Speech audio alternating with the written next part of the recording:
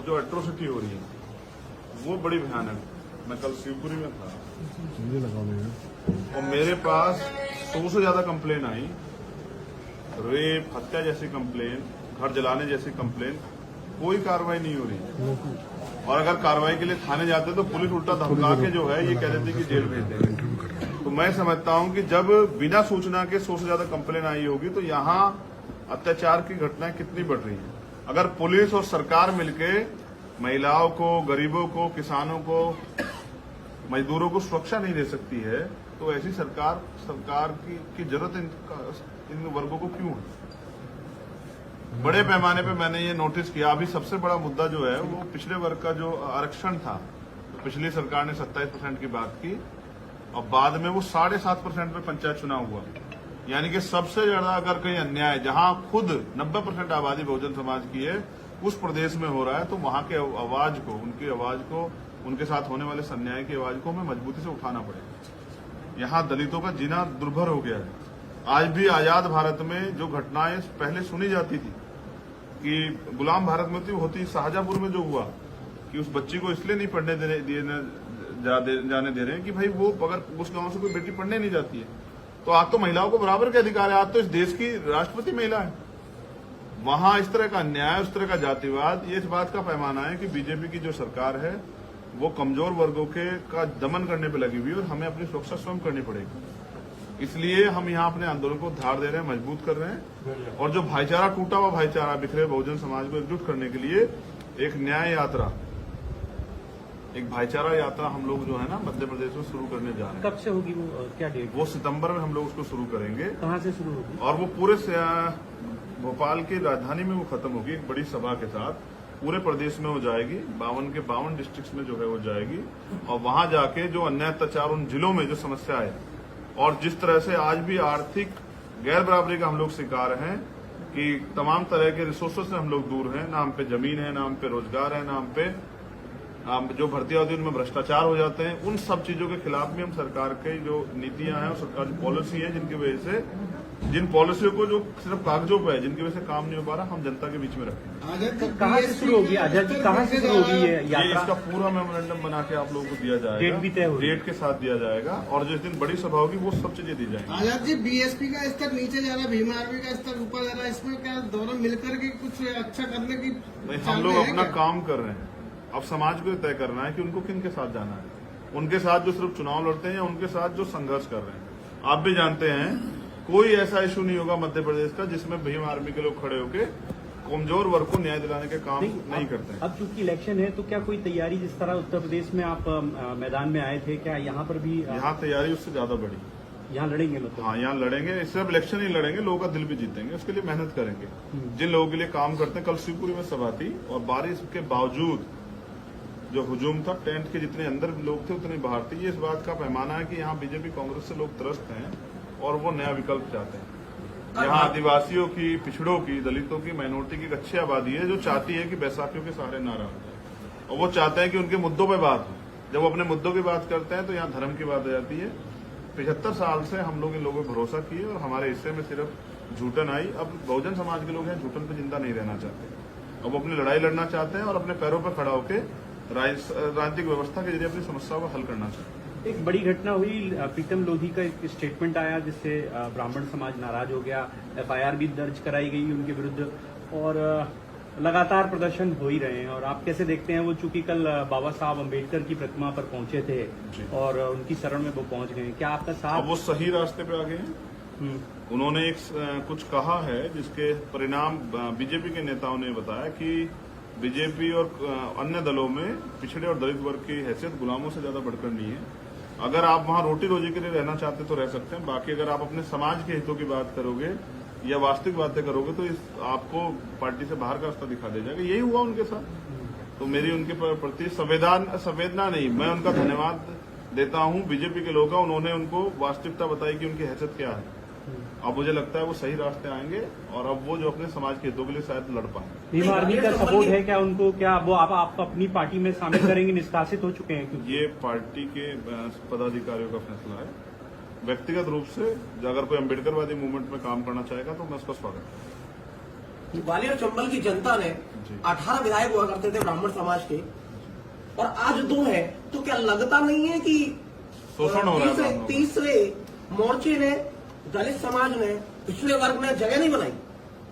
जगह बनाई, लेकिन अपनी वास्तविक प्रतिनिधि नहीं भेज पाए, क्योंकि अभी तो जिन लोगों को भेज रहे हैं वो सदन में इसलिए भी पार्टी के हित में ज्यादा बोलते हैं, समाज के हित में कम बोलते हैं। अगर वो समाज के हित में बोलने लग जाए तो जो अन्याय हो रहा है शायद वो ना हो। जायज से आपका क्या चलेगा? मैंने क्या कहा कि हमारा जिससे भी चलेगा, जो संघर्ष करेगा। जायज क्योंकि अलावा जी लगातार मेहनत कर रहे हैं आदिवासी क्षेत्रों में, और करनी चाहिए। परिणाम भी सामने आ रहे हैं। देखो, वो उनके समाज की स्थिति भी, वो बहुजन समाज का बड़ा हिस्सा, वो भी बुरी है। तो उस वर्ग में पैदा हुए लोगों को ज्यादा संघर्ष करना चाहिए, और हम भी लोग संघर्ष कर रहे हैं, तो सब लोगों को संघर्ष करना चाहिए। लेकिन जो आपने बताया, ग्वालियर चंबल के लोगों ने वास्तविकता में वोट की वैल्यू को समझ लिया है, इसलिए संख्या कम हो गई। 18 से 2 सांसद विधायक बनने वो के चाहते हैं बाद ना अभी। भी अनुसूचित जाति देखिए, के कब लोग से पीछे 50 से नहीं मौका बोलते। दिए हुए हैं, 50 से 1950 से मौका दे रहे हैं। अब उन्होंने देख लिया कि 18 विधायक बनकर भी हमारे हितों की रक्षा नहीं हो रही है, तो वो अपना बनाना चाहते हैं। तो शेखर अच्छा जी, तो है। अनुसूचित जाति के ऐसा सुना है, विधायक सांसद बनने के बाद भी कभी आजाद जी अपने ऐसा- समाज की लड़ाई नहीं लड़ने आगे आते। इस और जो एट्रोसिटी हो रही है वो बड़ी भयानक। मैं कल शिवपुरी में था और मेरे पास 100 से ज्यादा कंप्लेन आई, रेप, हत्या जैसी कंप्लेन, घर जलाने जैसी कंप्लेन। कोई कार्रवाई नहीं हो रही, और अगर कार्रवाई के लिए थाने जाते तो पुलिस उल्टा धमका के जो है ये कह देती कि जेल भेज देंगे। तो मैं समझता हूं कि जब बिना सूचना के 100 से ज्यादा कंप्लेन आई होगी तो यहाँ अत्याचार की घटनाएं कितनी बढ़ रही हैं। अगर पुलिस और सरकार मिलके महिलाओं को, गरीबों को, किसानों को, मजदूरों को सुरक्षा नहीं दे सकती है, तो ऐसी सरकार की जरूरत इन वर्गों को क्यों है? बड़े पैमाने पे मैंने ये नोटिस किया। अभी सबसे बड़ा मुद्दा जो है वो पिछड़े वर्ग का जो आरक्षण था, तो पिछली सरकार ने 27% की बात की, और बाद में वो 7.5% पे पंचायत चुनाव हुआ। यानी कि सबसे ज्यादा अगर कहीं अन्याय जहां खुद 90% आबादी बहुजन समाज की है, उस प्रदेश में हो रहा है, तो वहां के आवाज को, उनकी आवाज को, उनके साथ होने वाले अन्याय की आवाज को हमें मजबूती से उठाना पड़ेगा। यहाँ दलितों का जीना दुर्भर हो गया है। आज भी आजाद भारत में जो घटनाएं पहले सुनी जाती थी कि गुलाम भारत में होती, शाहजहांपुर में जो हुआ कि उस बच्ची को इसलिए नहीं पढ़ने जाने दे रहे हैं कि भाई वो अगर उस गांव से कोई बेटी पढ़ने नहीं जाती है, तो आज तो महिलाओं को बराबर के अधिकार है। आज तो इस देश की राष्ट्रपति महिला है। वहां इस तरह का अन्याय, उस तरह का जातिवाद, ये इस बात का पैमाना है कि बीजेपी की जो सरकार है वो कमजोर वर्गों के का दमन करने पर लगी हुई है, और हमें अपनी सुरक्षा स्वयं करनी पड़ेगी। इसलिए हम यहाँ अपने आंदोलन को धार दे रहे हैं, मजबूत कर रहे हैं, और जो भाईचारा, टूटा हुआ भाईचारा, बिखरे बहुजन समाज को एकजुट करने के लिए एक न्याय यात्रा, एक भाईचारा यात्रा हम लोग जो है ना मध्य प्रदेश में शुरू करने जा रहे हैं। कब से होगी वो, क्या डेट? वो सितंबर में हम लोग उसको शुरू करेंगे, कहाँ से शुरू होगी? और वो पूरे भोपाल की राजधानी में वो खत्म होगी एक बड़ी सभा के साथ।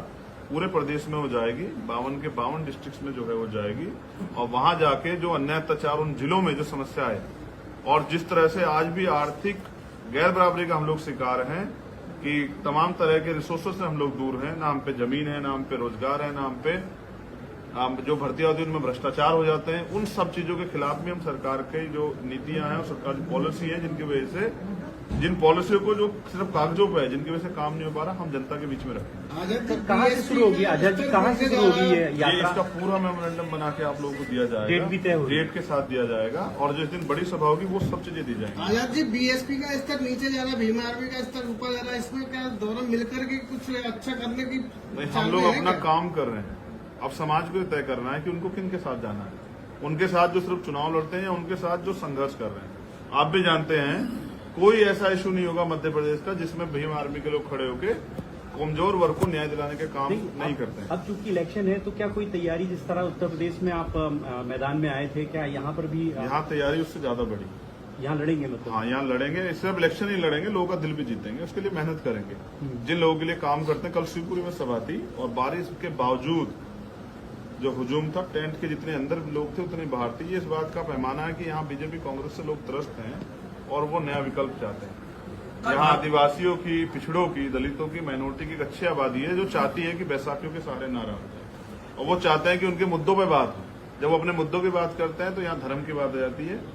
75 साल से हम लोग इन लोगों पर भरोसा किए, और हमारे हिस्से में सिर्फ झूठन आई। अब बहुजन समाज के लोग हैं, झूठन पे जिंदा नहीं रहना चाहते। अब वो अपनी लड़ाई लड़ना चाहते हैं और अपने पैरों पर खड़ा होकर राजनीतिक व्यवस्था के जरिए अपनी समस्याओं को हल करना चाहते हैं। एक बड़ी घटना हुई, प्रीतम लोधी का एक स्टेटमेंट आया जिससे ब्राह्मण समाज नाराज हो गया।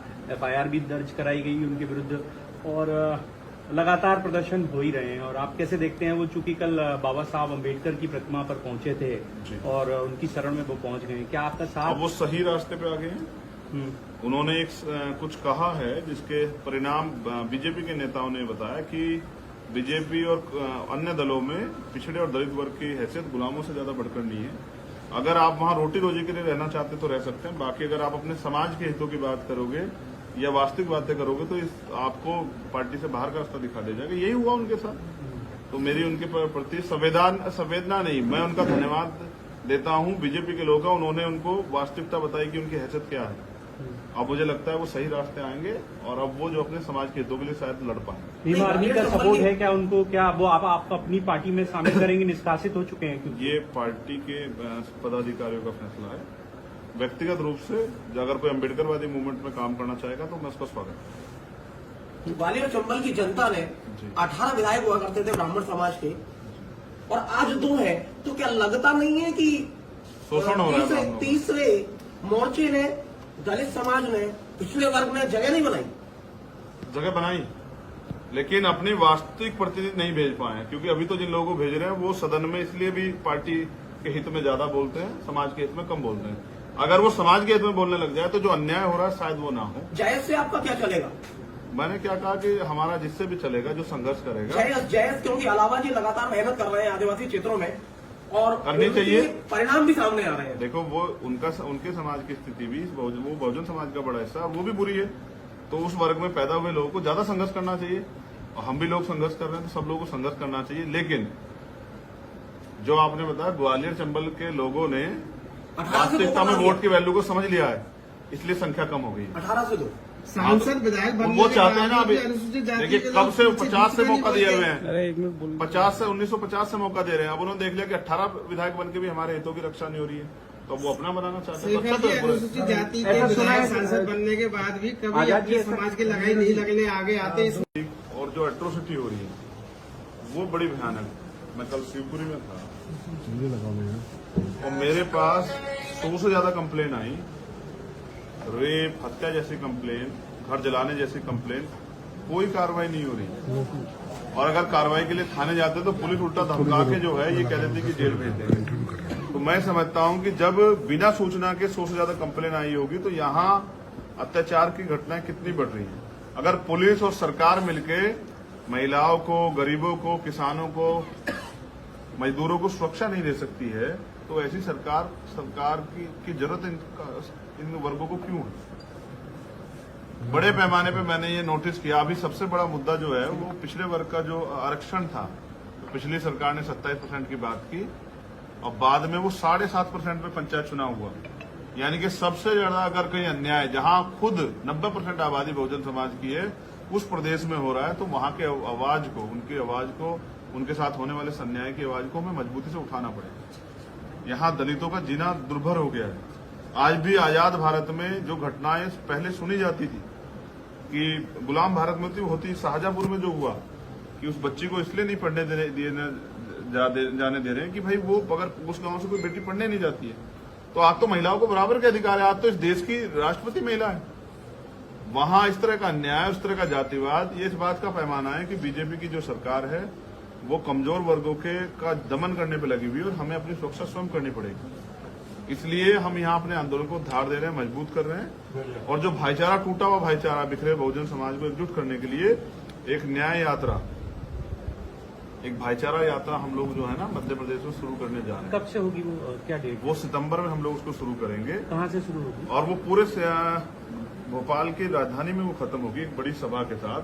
पूरे प्रदेश में हो जाएगी, 52 के 52 डिस्ट्रिक्ट में जो है वो जाएगी और वहां जाके जो अन्याय अत्याचार उन जिलों में जो समस्या है और जिस तरह से आज भी आर्थिक गैर बराबरी का हम लोग शिकार हैं कि तमाम तरह के रिसोर्सेज से हम लोग दूर हैं, ना हम पे जमीन है, ना हम पे रोजगार है, ना हम पे जो भर्तियां होती है उनमें भ्रष्टाचार हो जाते हैं। उन सब चीजों के खिलाफ भी हम सरकार की जो नीतियां हैं और सरकार की पॉलिसी है जिनकी वजह से जिन पॉलिसियों को जो सिर्फ कागजों पर है, जिनकी वजह से काम नहीं हो पा रहा, हम जनता के बीच में रखेंगे। आजाद जी, कहाँ से शुरू होगी आजाद जी, कहाँ से शुरू होगी ये ये यात्रा? इसका पूरा मेमोरेंडम बना के आप लोगों को दिया जाएगा, डेट भी तय होगी। डेट के साथ दिया जाएगा, और जिस दिन बड़ी सभा होगी वो सब चीजें दी जाएंगी। आजाद जी, बीएसपी का स्तर नीचे जा रहा है, भीम आर्मी का स्तर ऊपर जा रहा है, इसमें क्या दोनों मिलकर के कुछ अच्छा करने की नहीं, चाल हम में लोग है अपना क्या? काम कर रहे हैं।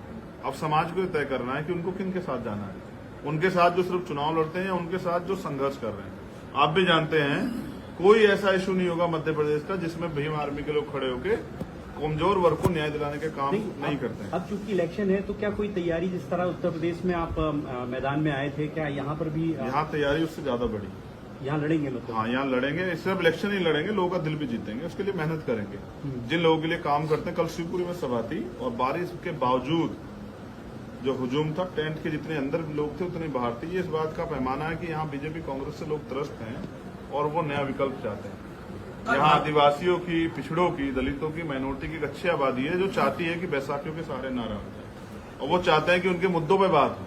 जब वो अपने मुद्दों की बात करते हैं तो यहाँ धर्म की बात आ जाती है।